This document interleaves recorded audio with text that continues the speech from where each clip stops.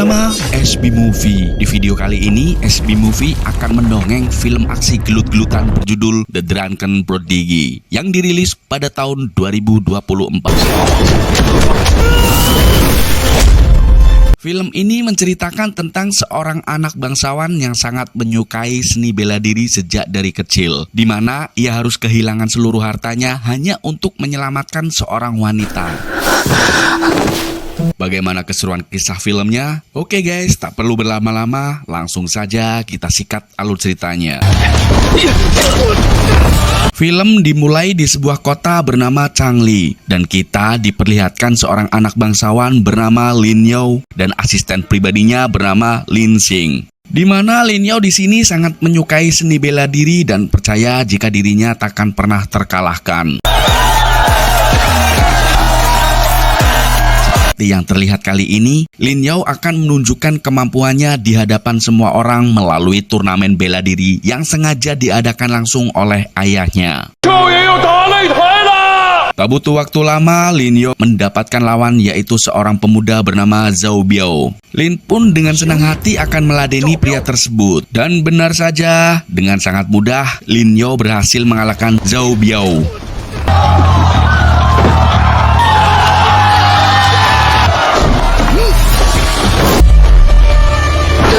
Sehingga untuk kesekian kalinya ia pun mendapat piala penghargaan meski turnamen itu diadakan oleh ayahnya sendiri. Setelah semuanya selesai, mereka kembali ke rumah dan terlihat Lin Xi sedang menyimpan piala tersebut. Di sini Lin mengatakan bahwa dirinya ingin pergi ke kota Shanghai, di mana Lin mendengar jika saat ini di sana telah kedatangan petarung dari luar negeri yang membuat terpacu untuk berhadapan dengan petarung tersebut. Namun sang ayah menolak dan sama sekali tidak ingin mendiskusikannya. Lalu datang seorang wanita bernama Sun Miao, di mana saat ini ia adalah pacar ayahnya yang belum diberi restu dari Lin untuk menikah. Karena Lin menganggap jika Sun Miao hanya menginginkan harta benda yang dimiliki oleh keluarganya. Meskipun Sun Miao merasa jika dirinya tidak seperti itu, ia pun tetap sabar dan terus berusaha memberikan yang terbaik untuk keluarga Lin. Malam harinya di sini kita diperlihatkan mengenai fakta turnamen yang diadakan oleh sang ayah, di mana ternyata tanpa sepengetahuan Lin, sang ayah dan asisten keluarganya telah mengatur kemenangan atas pertandingan itu dengan membayar para petarung termasuk mengganti biaya pengobatannya. Lalu karena tidak ingin anaknya pergi ke Shanghai, si ayah meminta Lin Xi agar membawa Lin Yao mencari kesenangan meskipun harus mengeluarkan banyak uang. Keesokan harinya, Lin Yao bersama Lin Xi pergi ke sebuah kasino di mana di sana juga sudah diatur oleh Lin Xi agar diberikan kemenangan.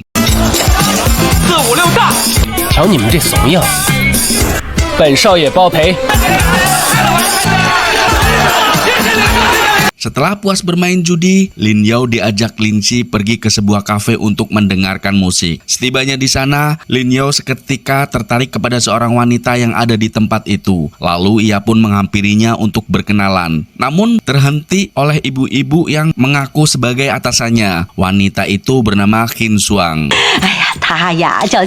Di sini juga terdapat seorang pemuda bernama Samidi yang juga tertarik kepada Qin Shuang. Seketika ia berbicara ingin membeli Qin Shuang sehingga Lin Yao yang tak ingin kalah, ia pun lantas menaikkan harga beli demi bisa mendapatkan Qin Shuang.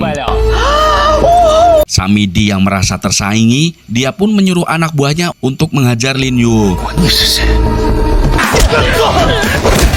Namun sebaliknya, Lin Yao yang malah menghajar mereka. Pada akhirnya Lin Yao yang memberikan harga tinggi, dia pun memenangkan taruhan di mana si ibu-ibu itu segera meminta Qin Shuang untuk pergi ke kamar dan melayani Lin Yao. Akan tetapi Qin Shuang menolak karena dirinya bukanlah seorang pelacur. Meskipun demikian, Lin Yao yang sudah terlanjur jatuh cinta kepada Qin Shuang tentu tidak ingin menyerah begitu saja. Ia rela menunggu di tempat itu didampingi beberapa anak buahnya berharap Qin Shuang datang menghampirinya.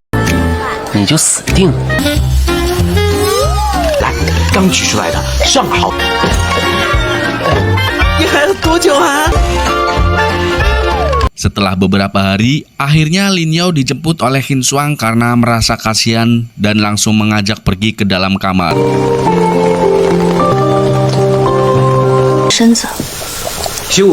Di sana, Qin Shuang yang sebelumnya beranggapan buruk dibuat heran karena Lin Yao sama sekali tidak melakukan apa-apa kepadanya. Lin Yao sebenarnya hanya memintanya untuk menuangkan secangkir teh. Kemudian Qin Shuang akhirnya bercerita mengenai dirinya yang merupakan yatim piatu serta diperbudak oleh orang lain, dan karena merasa tidak memiliki masa depan, ia pun harus bekerja di tempat ini. 你不是那种女人。被人贩子卖到江南，我早就清楚。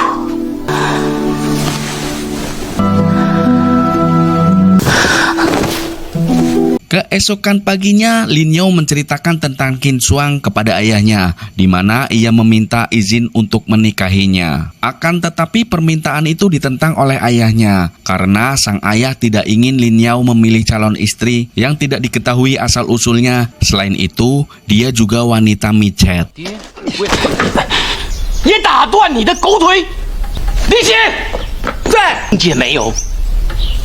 Lalu si asisten Lin Si malah memberikan saran untuk kawin lari. Namun Lin Yao sama sekali tidak tertarik karena ingin menikah secara halal mengikuti adat. Kemudian Lin Yao pergi ke tempat bordir untuk menemui Qin Shuang. Tiba-tiba ia mendengar teriakan dari dalam kamar Qin Shuang.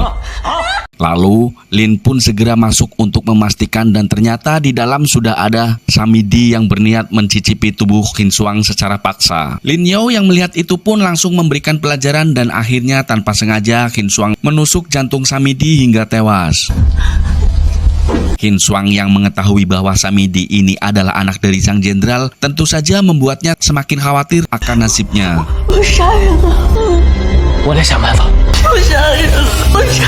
Lalu Lin Yao segera mengajaknya pergi meninggalkan desa, namun Qin Shuang menolaknya karena ia telah terikat kontrak dengan bosnya. Mendengar hal itu, Lin Yao pun segera pergi menemui pemilik bordir yang saat ini di sebuah kasino.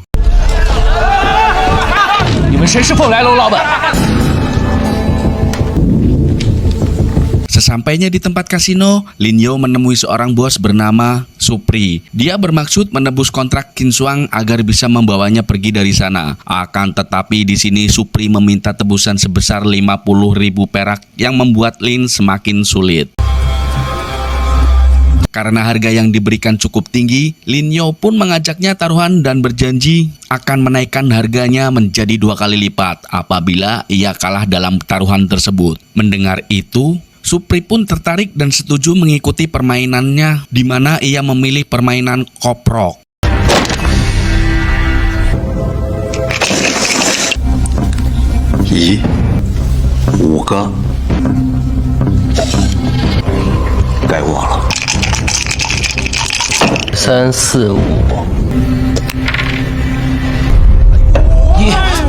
Namun sialnya, si Supri akhirnya berhasil memenangkan taruhan itu dan menolak Lin Yao yang ingin mengulang kembali permainan ini. Di tengah keputusasaan itu, Lin Yao dihampiri om-om yang bernama Li Bai, di mana ia memberitahu bahwa si Supri telah melakukan kecurangan. Bahkan ia juga memberitahu terkait Xin Huang dan Samidi yang masih satu komplotan dengan si Supri. Dan untuk membuktikan hal itu, Li Bai bersedia mengantar Lin Yao untuk memastikan keterlibatannya. Kemudian Li Bai pun mengajak Lin Yao ke sebuah tempat di mana tempat itu sebagai persembunyian mereka. Sesampainya di sana, Lin Yao dibuat terkejut saat menyadari bahwa Qin Shuang memang bersekongkol dengan mereka. Namun bukannya kecewa, Lin Yao justru semakin bersemangat ingin mendapatkan kontrak Qin Shuang.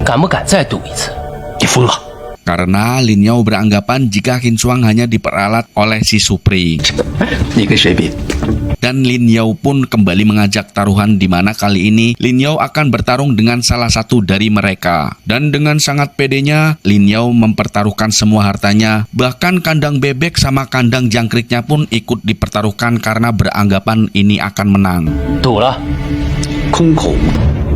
你还想要什么？立字为据。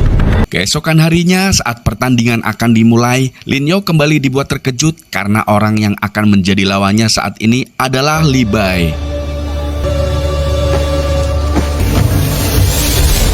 Di sini baru terungkap bahwa Li Bai masih satu komplotan, bahkan ia merupakan ketua atau bos dari mereka bertiga.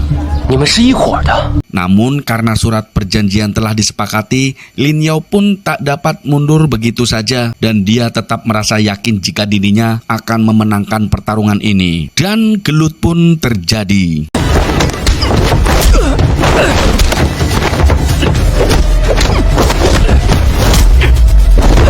Akan tetapi yang terjadi untuk pertama kalinya, Lin Yao dibuat kalang kabut hingga kalah dalam pertarungan ini. 林少爷。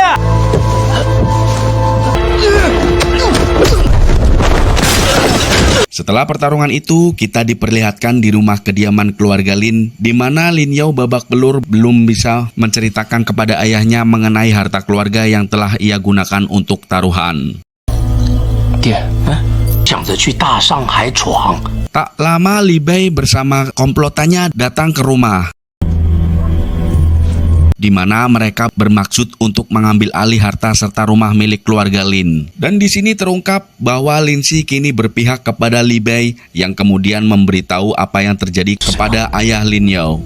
Ia mengatakan jika Lin Yao telah kalah dalam taruhan dengan mempertaruhkan seluruh hartanya. Lin Si juga menceritakan keluh kesahnya yang iri akan kehidupan Lin Yao karena hal itulah yang menjadi alasan ia berkhianat saat ini. 你除了有钱，能跟在你旁边点头哈腰，没有良心的东西啊！是的，大少爷。 Meski merasa kecewa, si ayah tetap memaklumi kesalahan Lin Yao. Dengan sangat terpaksa, ia pun merelakan tempat tinggalnya. Kemudian Lin Yao dan ayahnya pun pergi.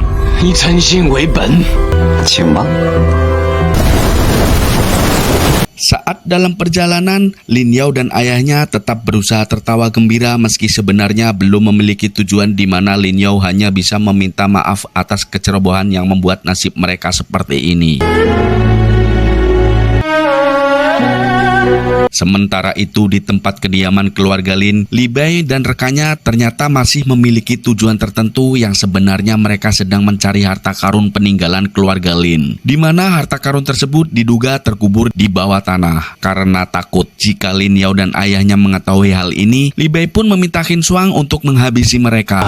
身上都没有人命。 Awalnya Qin Shuang menolak karena hal itu bukan dari misi mereka. Namun karena di bawah tekanan dan untuk membuktikan kesetiaannya, akhirnya Qin Shuang pun 姐 menurutinya. 不会给宅子。 Kita balik maning ke Lin Yao dan ayahnya, di mana mereka sedang belet ngising karena gerobaknya terperosok ke dalam lubang. Setelah dengan susah payah, akhirnya mereka pun berhasil ngakali ban gerobak yang terperosok.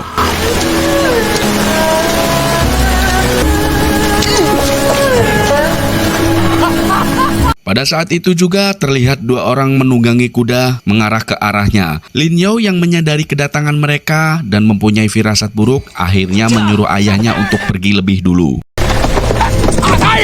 Sementara itu Lin Yao akan menghadang dua orang tersebut dan terjadilah pertarungan dengan salah satu dari mereka. Saat dalam pertarungan itu barulah terungkap bahwa yang menjadi lawan Lin Yao adalah Qin Shuang yang sebenarnya bisa saja menghabisi Lin dengan sangat mudah. Namun Qin Shuang mengurungkan niatnya untuk membunuh Lin Yao, justru malah melukai dirinya sendiri. Karena tidak dapat mengejar ayah Lin Yao, lalu salah satu orang itu kembali kepada mereka, di mana orang itu adalah Samidi. Samidi yang menyadari Qin Shuang telah berkhianat, ia pun langsung turun tangan dan untuk menghabisi mereka. Sampai akhirnya Lin Yao bersama Qin Shuang terjatuh ke sebuah jurang.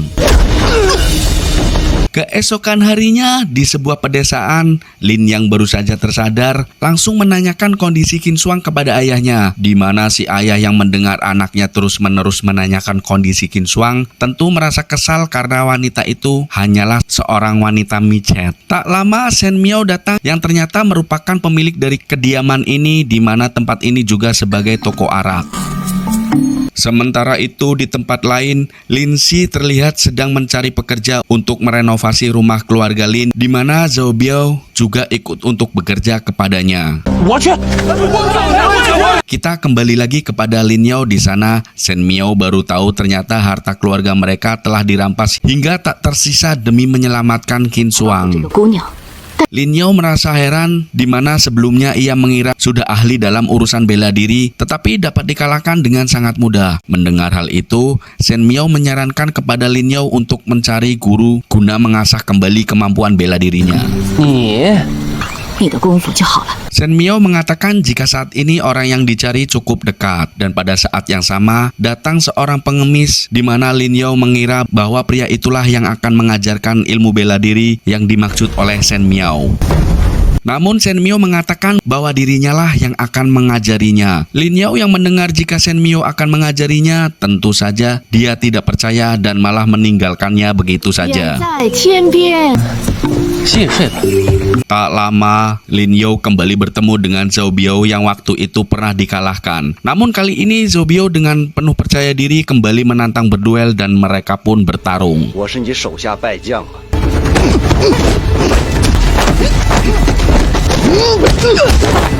Akan tetapi saat ini berbeda dari sebelumnya, di mana Zhao Biao lah yang mendominasi pertarungan itu dan mengalahkan Lin Yao.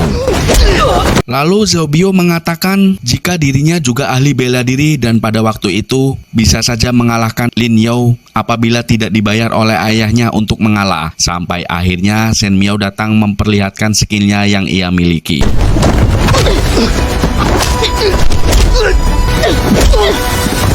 Lin Yao yang baru mengetahui hal itu tentunya merasa kesal karena dibohongi oleh ayahnya. 他刚才说的都是真的吗？ Malam harinya ia melampiaskan kekesalannya itu dengan menghancurkan barang-barang yang ada di hadapannya. Qin Shuang yang menyadari hal itu lalu menghampirinya untuk meyakinkan jika sesuatu akan bisa diraih apabila sungguh-sungguh mempelajarinya. 林少爷打个插尾， 我是我爹的骄傲。 很重要吗？我一直以为他是为我好。 Kemudian di saat Lin Yao akan kembali ke kamar, ayahnya menceritakan terkait alasannya melarang Lin Yao untuk pergi ke Shanghai, di mana pada waktu itu orang Jepang pernah mengadakan turnamen bela diri dan menghina orang Tiongkok dengan memprovokasi jika Tiongkok tidak ada apa-apanya dalam bidang ilmu bela diri. Hingga pada akhirnya ibu dari Lin Yao memutuskan untuk turun tangan dan berhasil mengalahkan sebagian petarung Jepang. Namun naasnya nyawa ibu Lin Yao tidak terselamatkan akibat diberi sebuah racun sebelum mulai pertandingan melawan petarung terhebat Jepang. Dan Shen Miao yang pada saat itu merupakan kakak seperguruan dari ibu Lin Yao tentu tidak terima dan berniat balas dendam untuk kematiannya. Dan setelah mendapatkan kesempatan, Shen Miao segera menghabisi pria itu lalu bersembunyi dan kembali ke desa guna menghindar pengejaran orang Jepang. Setelah mendengar cerita ayahnya yang begitu pilu, akhirnya Lin Yao pergi menemui Shen Miao untuk meminta maaf atas perlakuannya selama ini. 以前都是阿耀不懂事， Namun Shen Miao sama sekali tidak memperdulikannya karena sudah menganggap Lin Yao sebagai anaknya sendiri. Dan karena Lin Yao ingin mendalami teknik bela diri yang diberi nama tinju mabok, Shen Miao pun dengan senang hati bersedia untuk mengajarkannya. 义不罪，人罪。 Keesokan harinya, di mana Shen Miao yang akan memulai latihannya meminta Lin Yao untuk meminum arak terlebih dahulu. Namun karena ia masih pemula, satu teguk saja justru membuatnya seketika tak sadarkan diri. Dalam keadaan sempoyongan, Lin Yao kembali memulai latihannya dan selalu memakan masakan yang diberi campuran arak sampai akhirnya ia pun menguasai teknik itu.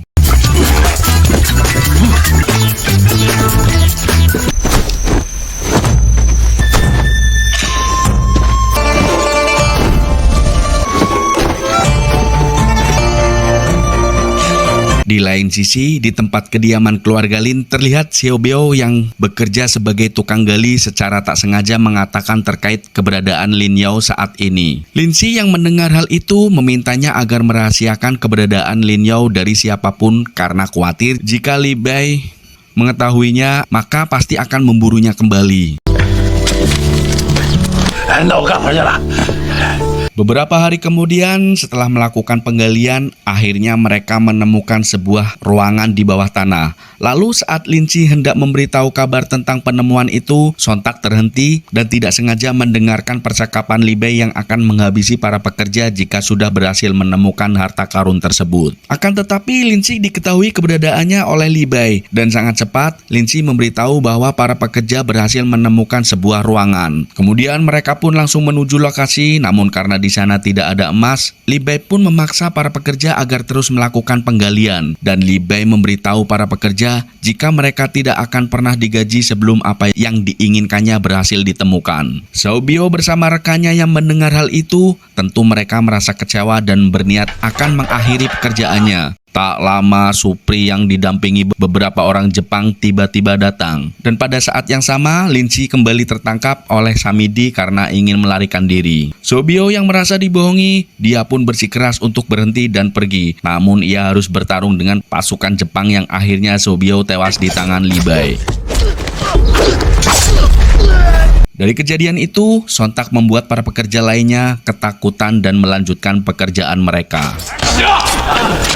Malam harinya terlihat Lin Si yang sedang berusaha melarikan diri. Setelah ia berhasil kabur, Lin Si pun pergi menemui Lin Yao di mana Lin Yao sedang asik menikmati perkedel yang dibuat oleh Qin Shuang. Kemudian Lin Si menceritakan semuanya sekaligus meminta maaf karena telah berkhianat. Namun karena Lin Yao sudah terlanjur kecewa, dia pun menyuruhnya untuk pergi. Di sini Qin Shuang juga mengetahui rencana Li Bai, namun sebenarnya ia tidak ingin memberitahukan masalah ini karena takut ia akan mengambil risiko. Setelah mengetahui itu, Lin kembali berniat ingin menemui Li Bai dan menghabisinya. Di sisi lain, para pekerja berhasil menemukan emas yang telah mereka cari. Kemudian Li Bai bersama pasukan Jepang langsung menyandera semua pekerja sebelum dihabisi. Tak berserang lama, Lin Yao bersama Lin Si pun tiba.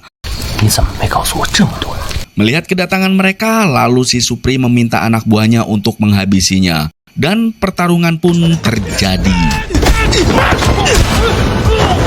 Tak lama datang Qin Shuang dan Shen Miao untuk membantunya menghabisi orang Jepang yang berada di luar. Sementara itu, Lin Yao disarankan untuk mencari keberadaan Li Bai. Tanpa buang waktu, Lin Yao segera mengikuti arahan dari Lin Si yang ingin mengantarkannya ke salah satu lubang penggalian. Sebelum sampai di lokasi, Lin Yao melihat Xiao Biao yang telah tewas. Setibanya di lokasi yang dimaksud, Lin Yao langsung dihadang oleh beberapa orang Jepang dan terjadilah gelut maning.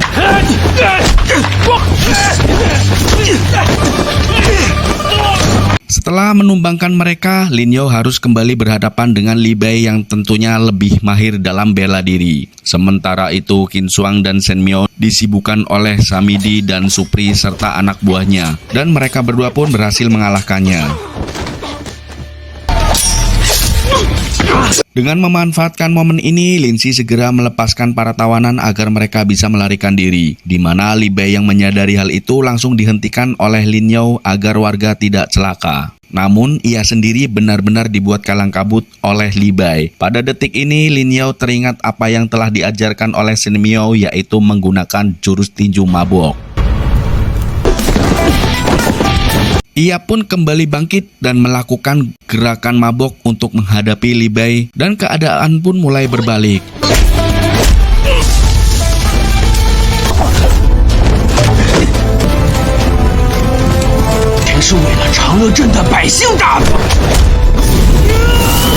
Karena situasi mulai terdesak, Li Bai pun mengambil obor dan melemparkannya tepat mengenai tali yang dapat memicu ledakan. Lin Yao yang sudah kelelahan, tentu dia tidak bisa berdiri lagi untuk mematikan api itu. Kemudian Ling Xing yang melihat itu tentunya langsung berlari dan memadamkan api tersebut menggunakan tubuhnya. Beruntunglah bom pun tidak meledak. Dan akhirnya Li Bai pun tewas. Beberapa hari kemudian, Lin Yao kembali mendapatkan harta serta rumahnya seperti semula. Namun untuk emas batangan yang tersimpan di bawah tanah, ia menyumbangkan emas tersebut untuk korban banjir di Jabodetabek. Dan pada akhirnya Lin Yao pun pergi dengan mengajak Qin Shuang ke Shanghai. Film pun berakhir. Terima kasih sudah menonton. Nantikan alutsista film lainnya bersama SB Movie.